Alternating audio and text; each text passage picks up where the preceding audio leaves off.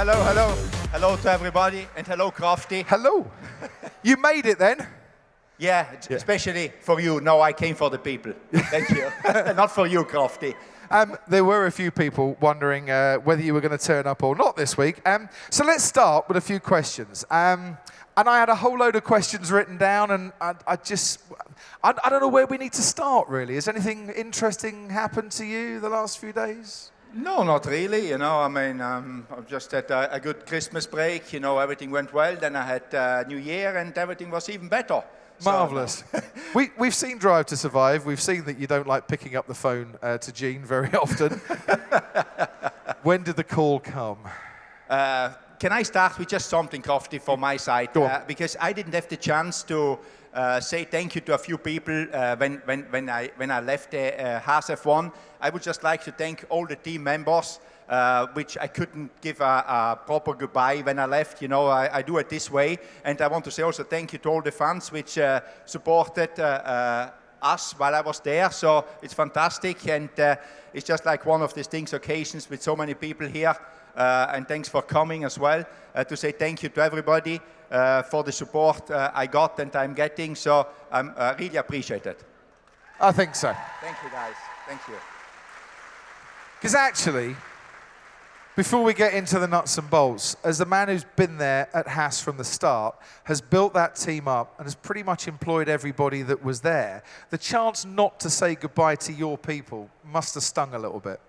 Yeah, it stung, but in the end, they all know me, and they know that I still appreciate what they did, you know, but it's always best you say it to them as well, vocally. But it would be nice to say, hey, guys, thanks for all what you did for the team, because a team where we started very small, running on adrenaline a lot of times, they did a good job, you know, and they need to say, I want to say thank you to them. But obviously, yeah, it doesn't make you happy not saying thank you. But, you know, I think I did it now, and I really appreciate what I did.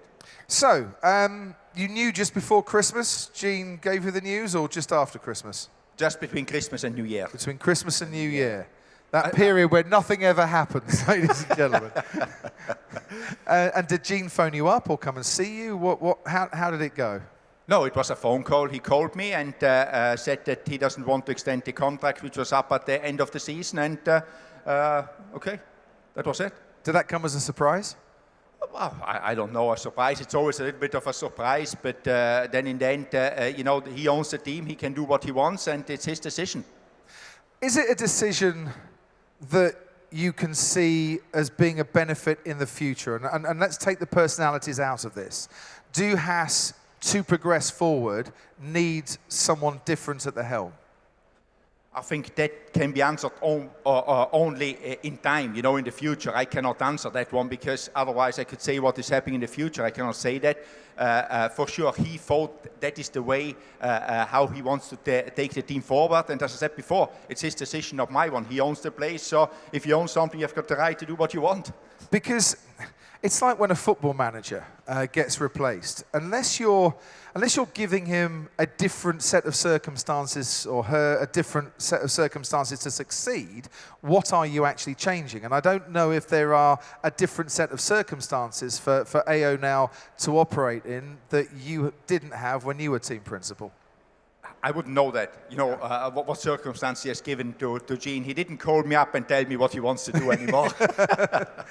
But you'd have known, planning for the future for this season, Haas have a model that is not necessarily employed by the rest of the grid. Is that the best model? Do you know of changes afoot to change that model or not?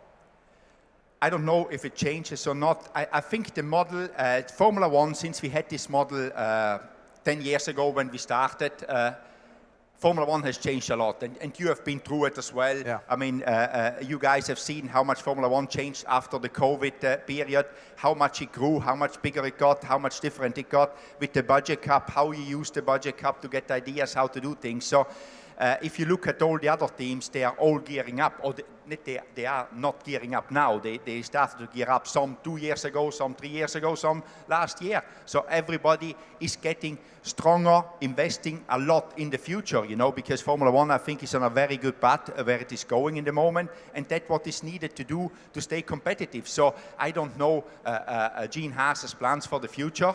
As I said before, he didn't share them with me, and he doesn't have to, by the way. I want to make that one clear as well. I'm actually not really interested in it anymore. So, but on the other side, I see where other people is going, and the model we started in the beginning, I think it was a very good model, but maybe it's not time relevant anymore. Yeah. But who I am to say that? The cost cap is a wonderful thing, but you need to spend before the cost cap to get to a level where you can then compete, because you can't then do it necessarily under the cost cap. Correct. You need to invest outside of the cost cap to get the best out of the operational cost cap. It's like, I wouldn't say it's very complex, but you need to think about really how the operational cost cap money, how can you get most out of it to make the car go quicker? And that is normally because you invest in something to do that, and that needs to be done. And that, I think, is a lot of people picked up on that one years ago and started to invest in how to be efficient by spending money in capital investment and then getting the operational to be more efficient. So what was your best time in charge of Haas? What's the bit where we go for a beer later and you say, Crofty, do you remember that day? That was incredible. I think there was two moments when we went out testing in 2016 in Barcelona the first time, when you say, wow, it really happened, we are now on the racetrack. And then, obviously, when we scored points at our first race in Australia, is something, because there was so many naysayers at the time, and maybe you were one of them, that it will never work, so be careful, Crofty, what you say now. But it's like, and then you go out there, all these people, this can never work, how it is done, and then you go out there and score points. That's pretty cool, and that is the moments you remember. But I think over the 10 years in the team, there was a lot of good moments as well, finishing fifth in the championship in 2018. I mean, in our third year, that was something I don't think many people have done before, so you always remember them days.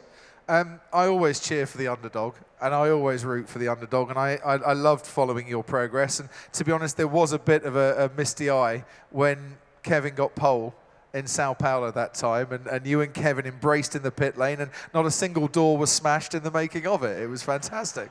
I forgot that moment. That was obviously, because it's one of the things, thinking you get the pole, you dream of it, but you think you're just dreaming, and then it gets done. It's fantastic, But it was also, I forgot that moment as well, because we didn't have our best year there, and then towards the end of the season, you do this pole for the whole team. In the end, it was like, wow, we did this. We have a pole as a team. Because that was a money didn't buy it moment. That was good driving, good engineering, smart decision making. That wasn't down to money, that moment, which is why I loved it so much. Absolutely. It was just like everything was going right, Yeah. The decision to go out there with low fuel, just for one lap, to take the risk. Obviously, we knew, we didn't know, we anticipated that it was going to rain more, so the first lap was the money lap, and therefore just put fuel for that. If you don't do it the first lap, you will not do it again. And taking that risk and obviously making the car going quicker because of that, and all them teams, they were executed very well, and Kevin being on it, that lap, knowing what is at stake and delivering it. It's good. Both drivers have paid tribute to you publicly, which must be really nice, because you've not always seen eye to eye with every single one of your drivers, but the fact they respect you must make you feel pretty good inside. No, it was very nice from them to do this, obviously I would never ask for anything, and it's not only the drivers which don't see eye to eye with you all the time, there's more than the drivers which don't always agree with me, but that's part of being me, but it was very cool. I mean, the two guys, I've got a very good relationship with them, and when they posted it, it was nice, Do you want to stay in Formula One? I don't know. If Formula One wants me, I don't know that. It's like, I don't know about that. Well, I think the fans do. I guess I have to find something to do there. No, in the moment, I mean, I'm very chilled out about the situation. I'm not in a hurry. You know, there is always people will see me around in Formula One. I mean, I know a lot of people. I've got a lot of friends, and for me, just hanging around a year doing the odd job and speaking with people, and it does it for me. I mean, if then something interesting comes along which challenges me, yes, but just staying in Formula One just to do a job, maybe it's not what I want to do. We had a question down there that I answered, and I said I'd like you to stay around to be an ambassador for Formula One, to actually go and spread the message around the world, because you are one of the people that have transcended the sport. Everyone knows Guenther. If they don't necessarily know what he did for a living, they know Guenther. So what better person to go and tell the world how amazing Formula One is? Did you say that or somebody in the... Yeah, I said it to everyone here. I actually said something nice about you. Whoa, that's a first. Thanks, Crafty. Yeah. So I'm your new agent, trust me. Yeah, you're already on it, you know. Yeah, no, I'm on it. I've got some great gigs lined up for you. But would that sort of working with F1 rather than working for a team, would that appeal more?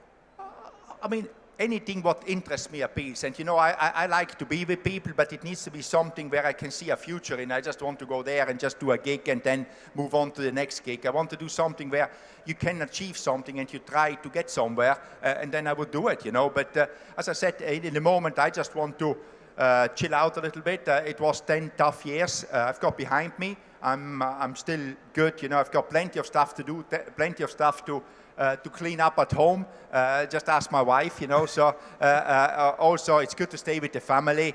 My daughter is 14 years old, as you know her. So she's quite demanding, you know. She's got an opinion on everything, and I try to manage now that one, which seems to be more difficult than running an F1 team in the moment. So I'm doing this for a few months, but as I said, I will be around at some races, and for sure there will be people will see me on TV maybe.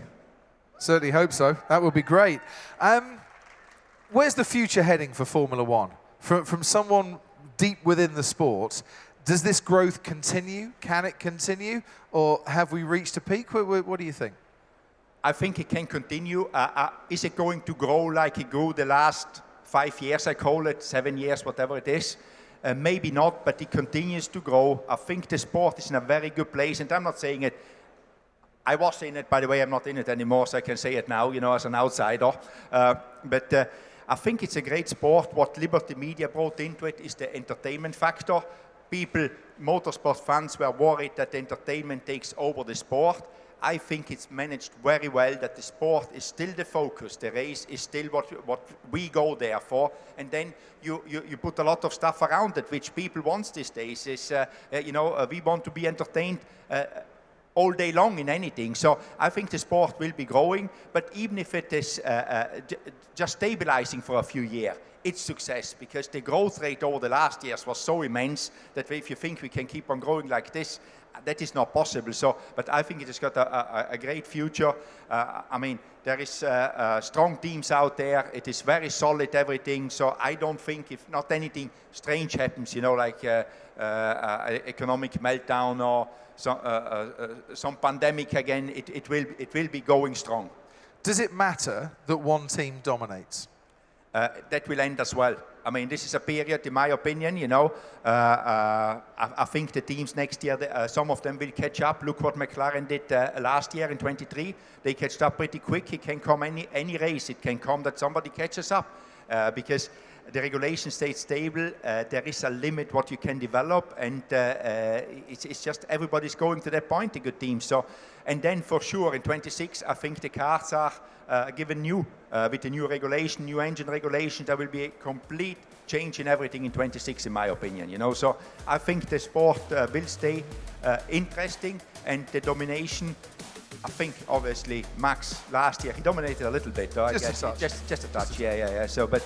I think he's in the best car, and I think he's the best driver in the moment. So, but there's other good drivers and other good cars out there which will be coming up this year.